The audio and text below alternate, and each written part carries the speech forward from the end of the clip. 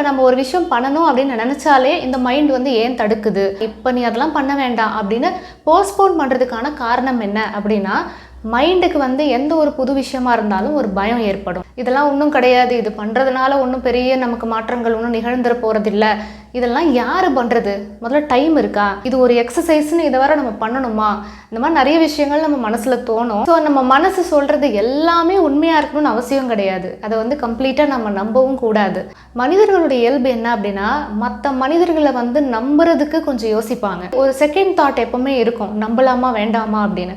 ஆனால் சொந்த மனசு சொல்கிறதுல ஒரு நிமிஷம் கொஞ்சம் யோசிச்சு உண்மையிலே இந்த மனசு சொல்கிறது உண்மைதானா அப்படின்னு யாரும் யோசிக்கிறதே இல்லை. பயம் அங்கே போகாத அப்படின்னு சொன்னால் ஓகே, அது பயம்தான், நம்ம போகக்கூடாது அப்படின்னு நம்ம நம்பிடுறோம். இவ்வளோ வேலை கிடக்குது, அதை விட்டுட்டு நீ ஏன் மெடிடேஷன் பண்ணணும், எக்ஸசைஸ் பண்ணணும், புதுசாக நீ எதையாவது ஒன்று ட்ரை பண்ணணும்னு எதுக்கு இப்போ நீ வந்து கஷ்டப்படுற, ஜாலியாக இரு, சந்தோஷமாக இரு அப்படின்னு ஒரு மைண்ட் வந்து சொல்லும்போது அதை நம்ம அக்செப்ட் பண்ணிக்குவோம். ஆமாம் இல்லை, கரெக்டு தான் அப்படின்னு. இது உண்மைதானா அப்படிங்கிறத நீங்கள் திரும்ப திரும்ப திரும்ப கேட்டுக்கிட்டே இருந்தால் ஒரு கட்டத்தில் அதுவே அக்செப்ட் பண்ணிடும். இல்லை இல்லை, நிறைய டைம் இருக்குது, சும்மா நான் வேஸ்ட் பண்ணிகிட்ருக்கேன், மொபைலை ஸ்க்ரால் பண்ணுறேன், ரீல்ஸ் பார்க்குறேன், கூட இருக்கவங்களோட பேசுகிறேன், அன்வான்டாக அடுத்தவங்க என்ன பண்ணுறாங்கன்ற விஷயத்தெல்லாம் தெரிஞ்சு வச்சுக்கிட்டு காசிப் பண்ணுறேன்.